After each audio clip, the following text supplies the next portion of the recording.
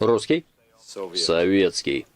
Hello everyone, this is Sergei Sputnikoff speaking. Thank you for joining me for another episode of Ushanka Show, stories about life in the Soviet Union. And in today's video we're going to talk about this interesting tax that existed for 50 years between 1941 and 1991. And it was called Налог на холостяков, одиноких и бездетных граждан СССР. Tax on bachelors, singles, and childless citizens of the Soviet Union. And before we begin, I need to mention that growing up in the Soviet Union, and I was born in 1971, I wasn't aware of any taxes that were applied on the Soviet citizens' income. So for example, when you go to a factory and they have a position open and they say your salary is going to be 150 rubles a month, that's what you're going to get, 150 rubles cash every month. And when I became a student in Kiev Polytechnical Institute back in 1988, I was told that I will have a stipend of 55 rubles per month, and this is what I got paid, 55 rubles per month in cash. No taxes were taken. Similar situation existed in the Soviet retail. We didn't have sales tax, so when you see a color TV for 650 rubles, that's all you have to pay, 650 rubles. And when I came to America back in 1995, that's one thing was drove me crazy. And I was bitching about it in my book, American Diaries 1995, this Michigan sales tax. I couldn't understand why they couldn't include the tax in the price. So, you buy a t-shirt for $10 and then they're asking $10.60 at the register because there's a 6% tax. I hated it so much. And the only time when the word налогоплательщик, a taxpayer, was mentioned in the Soviet newspapers, that was when they told us about poor American taxpayers that had to foot the bill for Ronald Reagan's Star Wars program or from some other wasteful programs that were driving Cold War and arms race. But apparently we had plenty of taxes in the Soviet Union. But in case of this particular childless tax, or they used to call it balls tax, we'll talk about it a little bit later, I got lucky because I turned 20 in 1991, so I was about to start paying this tax, but I became a student in Kiev Polytechnical Institute, and they had extensions. So if you become a college student, you don't have to pay this tax till you turned 25. By that time, Soviet Union was gone, and this tax was canceled. And here's the text of this Указ Президиума Верховного Совета СССР, so the executive order, and it's pretty short, just 3 pages. This executive order was signed into law by Mikhail Kalinin, who was at that time chairman of the Presidium of the Supreme Soviet of the USSR, and technically he was formal head of state during that time, but of course we know that Comrade Stalin was ruling the rooster. And the second signature is by the secretary of the Presidium of the Supreme Soviet of the USSR, Alexander Gorkin, another survivor of 1937-1938 purges. He successfully retired in 1972 and had a good life. But you know what the most bizarre about this executive order is the date. It became the law on November 21st, 1941. If you know anything about World War II, and especially Great Patriotic War between Nazi Germany and Soviet Union, in the end of November 1941, Wehrmacht was on the outskirts of Moscow. They were about to take over the capital of Soviet Union, while Soviet government, for some reason, busy with making a new law and tax childless people in the Soviet Union.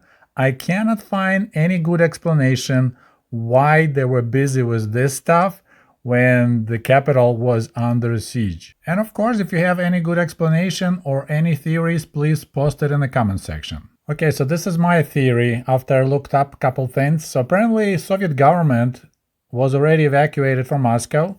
Evacuation order was signed on October 15, 1941. So Soviet government wasn't in Moscow at that time. They moved to Kuibyshev, which is now called Samara. So they were far away from former capital of the Soviet Union. New capital became Kuibyshev. And I guess they had nothing else to do but catching up with all the executive orders they were prepared in advance, and they were just signing them into the laws. It's probably be interesting to dig deeper into it, see what other laws were introduced in that period while government was just sitting in Kuibyshev and watching what's going to happen to Moscow. But anyway, let's take a look at this law. Once again, it's called налог на холостяков, одиноких и бездетных граждан СССР. So tax on bachelors, singles, and childless citizens of Soviet Union. Article 1. Established from October 1st, 1941, tax on single and childless citizens of the Soviet Union. If you remember, it was signed on November 21st, but the tax applies from October 1st, so it's already a little trick. They're backdating the tax, and I said maybe originally this law was supposed to be signed in summer of 1941, but they finally got to it in November, so that's why it's backdated. Article 2. The tax is applied on single and married citizens that don't have children. Men in age between 20 and 50, so for 30 years, you will have to pay this tax, and women in age between 20 and 45. So women have to pay this tax if they don't have any children for 25 years. Article 3 tells about people who are exempt of this tax. So military personnel and their wives, college students or trade school students, men at the age up to 25 and women in age up to 23. Retirees, great, at least when I retire, I don't have to pay this tax. And the last is the people that, because of the medical conditions, they can have kids. So if your wife, by medical condition, can have children, then you both don't have to pay this tax, but of course, there should be a medical commission involved. Article 4 tells us how this tax is being collected. So it's pretty much at your place of work, it will be deducted from your pay. So once again, I had no idea about that. And it says if your monthly salary up to 150 rubles, then you pay 5 rubles a month. If you make more than 150 rubles, you pay 5% of your income. Article 5 is kind of bizarre. I didn't mention that Article 4 applies only to blue-collar workers or white-collar workers, so factory workers or office workers. Article 5 applies to literatori, which is like writers or journalists, and работники искусства, so that's what we call creators, right? So painters, architects, people who make statues and stuff, they pay flat 5% from their pay. So there's no low limit or high limit, you pay 5% regardless. And Article 6 covers the rest of the citizens. So citizens that pay income tax, and I can tell you I have no idea about income tax in the Soviet Union, but here they mention citizens that pay income tax, so they pay additional 5% from their income, which being taxed with the income tax. There's citizens, they work at a collective farms or they work at their own единоличное крестьянское хозяйство, people who didn't join collective farms, which is no one existed in 1941 that didn't work at a collective farm, I believe. They had to pay flat 100 rubles a year. And that was a lot of money for collective farm workers. And the last point, so the rest of the people that don't pay income tax or they're not part of the agriculture workforce, they pay flat fee of 60 rubles a year. And I have a theory why collective farm workers had to pay flat annual fee, 100 rubles a year. It's because a lot of collective farms didn't have cash to pay their workers, so they pay them naturai, so they pay them with potatoes, grain, hay, straw, whatever they grew. So, of course, government didn't want to pay getting tax also in grain or potatoes. So here you need to come up with 100 rubles a year if you don't have any children. And Article 7 specifies that any citizens that have additional income, taxable income, besides when they work at the factory or they write books or create some kind of art, then they also pay additional tax according to Article 6. And Article 8 specifies how people get taxed according to the Article 6. So if you're a collective farm worker, your local financial institution will send you a bill. And I'll show you in a second actual bill.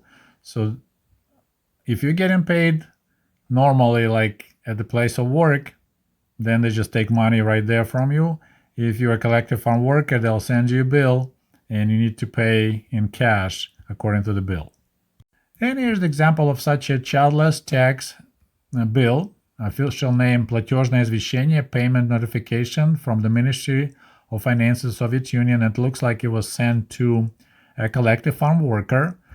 And it says, according to the law of November 21st of 1941 and July 8, 1944, so there was another law in 1944, they tweaked the original law. You must pay tax on bachelors, single, or small family citizens for 1949 in amount of 150 rubles. Okay, so if you paid any attention to what I was saying earlier, just kidding, we were talking about 100 rubles of flat tax for people living in the villages. Now they're talking about 150 rubles. So it looks like in 1944, they bumped up the pay from 100 to 150 rubles a year. And the language changed. Before they were talking about bachelors or single people or family, married people without children. Now they're talking about малосемейные граждане. So if you married but have only one kid, you also have to pay tax. And give them schedule how to pay. So by April 1st, you need to pay 38 rubles. Then by July 1st, 37 rubles. By October 1st, 38. And again, by December 15th, you need to pay another 37 rubles. Below it says, hey, you also didn't pay, you were shy 50 rubles paying for 1949. So you need to pay that amount immediately. Plus, guess what? Penya, interest on that amount. On the 50 rubles for another 8 rubles and 30 kopecks. Holy crap. Okay, I just Googled it. So if you have to pay 8 rubles 30 kopecks interest for your 50 ruble debt, it comes to 16.6% APR. Article 9, taxpayers that mentioned in Article number 6, so villagers, collective farm workers, need to pay tax in equal chunks in 4 terms, April 1st, July 1st, October 1st, and December 15th, just like we saw in the payment notification. Article 10. Tax payments for 1941 should be paid by December 1st, 1941. So Soviet citizens, Soviet bachelors, had 10 days after this executive order became the law to pay the tax for 1941. Article 11 explains how taxing stops when you have a child. So when you have a kid, then you stop paying tax starting from the next payment. So if your kid is born in July, you stop paying in August. And Article 12 states that Народный комиссариат финансов СССР, so People's Commissariat of Finances of the Soviet Union, and the word commissariat was used instead of ministry.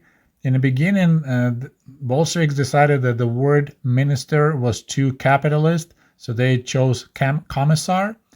So there will be instruction published by Ministry of Finances, Commissariat of Finance Soviet Union, telling how to apply this tax and this law. And for a while I couldn't understand why did Soviet people call this tax налог на яйца, taxes on balls or balls tax, because it looks like both men and women were taxed somewhat equally. Men were taxed for 30 years if you don't have kids, and women for 25 years. But then I learned that in 1957 the law was changed, so that's under Nikita Khrushchev, and they canceled taxing single childless women. So if you are a married woman and you have no kids, you still have to pay this tax. But if you're single, no tax for you, but bachelors, guys, had to pay tax. So since 1957, that's when the nickname stuck, налог на яйца, the balls tax. And somewhere along the way, the amount was bumped from 5% to 6%. I'm not sure when. Maybe it was in 1944, maybe in 1947, and maybe 1957. So there were several times they changed this law, but otherwise it remained all the way till 1992. This law was modified again, my guess, in 1944. And if a family loses a child, they'll have to start paying tax again. So this is pretty not cool, I would say that. And I found a story that this lady whose kid was drafted to army, Soviet army, my guess in late 70s or early 1980s, he was killed in Afghanistan.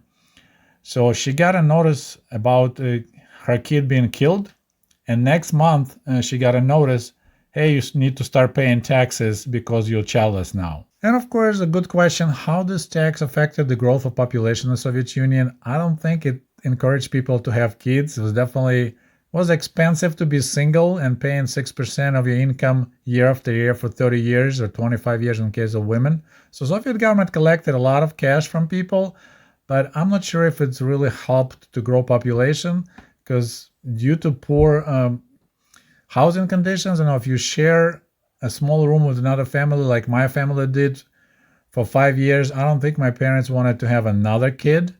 Or if you live in a communal apartment, when you share, bathroom and a kitchen with 5 more families, so 2 kids max you can kind of afford in this situation. So I don't know. I wonder what you guys think. And to tell you the truth, I really doubt that Soviet government provided actual numbers for the population, because according to the Soviet statistics, population grew between 1941 and 1981 from 197 million to 290 million. So almost 100 million population grew in 50 years.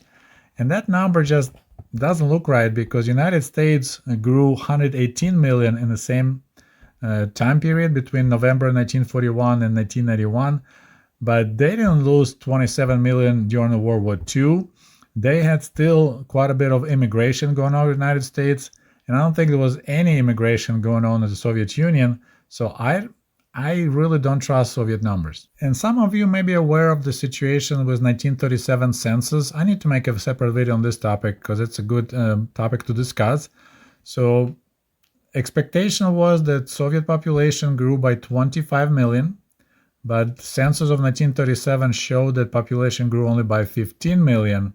And guess what? People who participated, managed this census, were arrested and executed. And the new census in 1939 showed, hey, Soviet population grew by 24 million. Okay, my friends, that's all I have for you about Bol's tax in the Soviet Union. I hope you enjoyed this video, maybe learned something new. If you like this video, don't forget to like it. You can also throw some money at me with your SuperThanks or using Patreon. And as always, thank you for watching Ushanka Show, and we'll talk to you soon. До побачення. Goodbye.